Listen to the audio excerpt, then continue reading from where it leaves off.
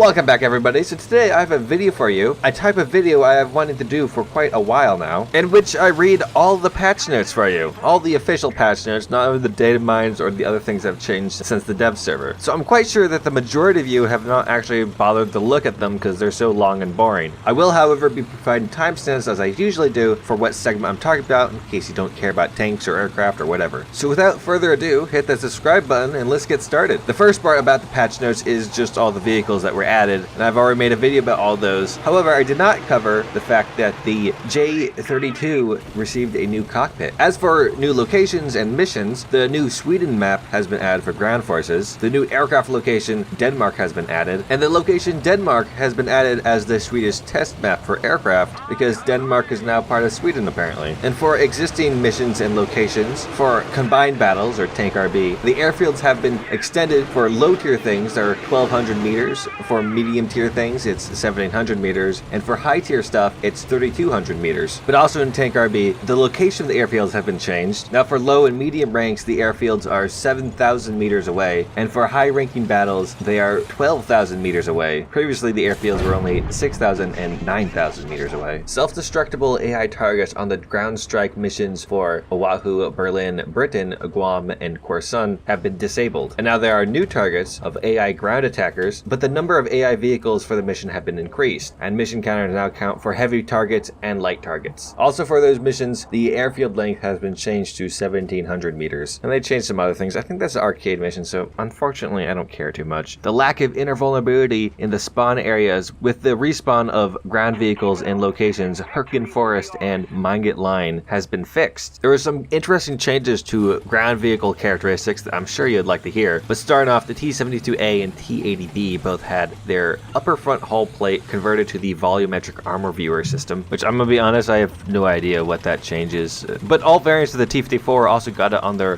gun mantlet, and the same is for the 76 and 57mm Canon T-34s. An infrared spotlight has been added to both of the ABC-70s, the Leopard 1 and the M48 AC-2. The B-1 BIS, the B-1 Tur, and the S-35 had their fire rate increased for their 47mm cannon from 8 to 15 shots per minute, which is a great error to iron out when you're adding a new tank-treated game, so everybody is playing their low-tiered 1.7, 1.3 tanks with stock crews, and some French boys come over to introduce themselves. Optical target trackers on AA vehicles are much more precise now. The maximum range of the Stormer HVM has been fixed. The actual maximum range of the missiles in real life and stated on the stat card were 7 kilometers, though in game they could only reach 5 kilometers. Behind armor effect of sub-caliber fin stabilized shells has been changed. Now when armor is penetrated with a huge potential of residual penetration, powerful shell against a weak zone on the vehicle, the behind armor effect is higher. On the contrary, when a shell's residual penetration is low, behind armor debris acts from 15 to 20% weaker than before. I think what this means, if you can penetrate a piece of armor, say 100 millimeters with a shell that penetrates 200, you're gonna get more spalling. But if you penetrate a thing of 100 millimeters of armor with a shell that only penetrates 105 millimeters, you're not gonna get a lot of spalling, or not as much, about 20% less. And that's it for ground vehicle characteristics. Now we have aircraft and helicopter vehicle characteristics. For most air-to-air missiles, the launch range has been changed to real values at low altitudes, reducing by about 25 to 30%. Reduction at mid and high tier altitudes is insignificant. IR seekers of air-to-air missiles now can handle multiple targets instead of the seeker FOV in a proper way. Missile no longer turns away from the target. Iglas, Stingers, and Mistrals had corrections to their performance and seeker parameters. Engine thrust was increased, while lateral acceleration had been decreased. Flight performance of the R-60M missile had been configured according to sources. Now it matches flight performance of the R-60s. Cloud cover now reduces the target lock-on range of IR missiles and laser homing sensors, as well as optical equipment for helicopters and missile-equipped anti-air vehicles. Speed and flight for air-launched ATGMs has been configured to references. The maximal launch range now depends on the launcher and target altitude. The maximum launch distance for the Valkyrie at the ground level has been decreased from 10 kilometers to 8.6 kilometers. For other ATGMs, the change in maximum launch distance insufficient. The British Phantom had a radar warning receiver and air-to-air missile launch zone computer added to its radar, as well as a ballistics computer for bombs, rockets, and cannon. The F-4C got a radar warning system. The MiG-21, F-13, MF, and SMT had a air-to-air missile launch zone computer added to their radar rangefinder, and radar. Although the MF and SMT also received a ballistic computer for rockets and cannons. The F-4C and the T-2 received the missile launch zone computer added to their radar, although the T-2 also received a ballistic computer for bombs, rockets, and cannons. The AH-1F and AH-1Z received auto sight for rockets, while the 1Z also got the auto sight for its cannon and automatic aiming for its turret. The Tiger UHT also received the automatic sights for rockets and cannons. The Mi-28N received the SPO-150 Pastel instead of SPO-15 Brenza radar warning system. Also, the ammunition for its 2A42 cannon has been adjusted to 250 rounds. The Mi-24, Mi-35M, Mi-20N, and Ka-50 helicopters received automatic sight for rockets and cannons, while the Mi-28N and Ka-50 received automatic aiming for their cannon turrets. The H-1S received automatic sights for its rockets, and the A-129A received automatic sights for its rockets and cannons, as well as the automatic targeting for its turret. The Tiger HAP and Tiger HAD also received the automatic sights for its rockets and cannons, as well as the targeting for its turret. Also for those two helicopters and their belts of the 30mm cannons, the HEFI has been changed to SAP HEI, and the ballistic range has been increased, as well as kinetic piercing has been added. Now the shell retains its effectiveness when shooting at targets at a distance up to 3 kilometers. The recoil for the GSH-30, NR-30, and N-37 cannons has been reduced. The incorrect displayed localization for the RP-3 missile for some aircraft has been fixed. The belt setup for that one cool finished planes 50s have been changed. For the J-20 and J-11, the weaponry composition for the Arkin M40 machine gun had been changed. And after that is onto flight models. Not a whole lot of here changed, but a good amount of them. The uncontrollable roll when the maximum allowed speed is exceeded in arcade mode for all helicopters has been removed. A bug had been fixed for a number of lag 3s in which the amount of fuel it take would not display the correct amount of flight time you get. A bug for British and US bombs of 100 to 3,000 pounds that led to incorrect parasitic drag had been fixed. Drag of suspended blocks for FFAR and Mighty Mouse rockets had been corrected. The name and model of the engines while viewing in the X-ray of the Halifax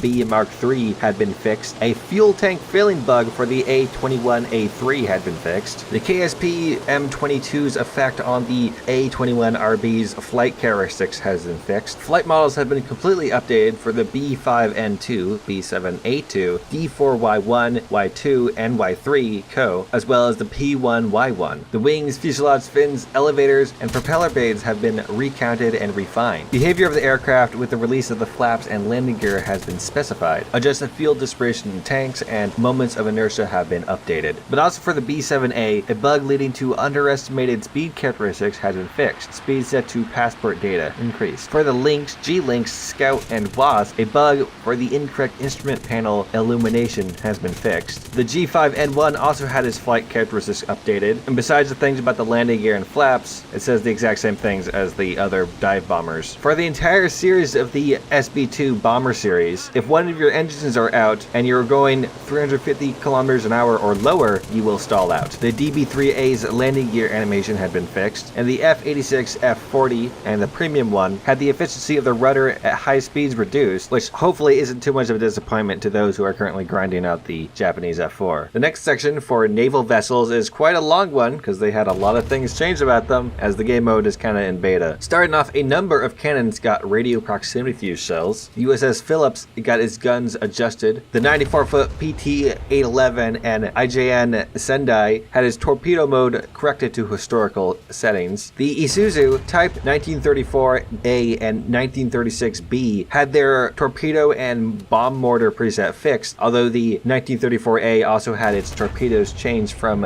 G7Es to G7As. The Kirov's 100mm guns had its fire rate fixed for first stage storage shells. Also with the PT-811, not sure why they put this down here and not with the other part, overheating for his automatic guns has been fixed. The Tribal and Hilda had their main cannon guidance fixed. The PC-415 and PC-466 had the main caliber 76mm cannon fire rate increased to 20 rounds per minute, as well as first stage shells have been added. The AFD-1 and AFD-3 rate of fire for their main caliber cannons have been changed to 15 rounds per minute, and shells of the first storage have been added, as well as firing position armor has been fixed. The traverse angles of the 127mm guns on the Mogami class cruisers has been corrected to historical values. The HMS Leander and HMS Other Thing had their 102mm guns fixed. The guidance angles and the rate of fire and ammunition have been corrected. The battle class D-14 had its single gun main caliber turret fire rate fixed from 20 to 15 rounds per minute, and the first stage shell removed from the bow turret. The 203mm cannons of the USS Pepsi-Cola have had their fire rate increased to 3.5 rounds per minute. The 105mm turrets on the Type 1942 Jaguar had their elevation angles increased to 50 degrees, and the traverse limit removed, now being able to travel 360 degrees, although the bow turret had a dead zone added around the superstructure. The HMS Tigor had its first stage armor storage removed, the fire rate is now consistent, and the main turret can traverse 360 degrees. The main caliber 120mm 45 Type 3 gun of the Sionan was changed to a 120mm 45 Type 10, featuring better rate of fire and aiming time. 152mm CPC shells have been changed from semi-armor piercing with ballistic cap to just semi-armor piercing, while the 152mm CPBC shells had their armor penetration slightly increased. Also, the Type 1942 Jaguar had the order of modifications changed, which is literally a waste of time because it's a premium. Well, it's an event tank,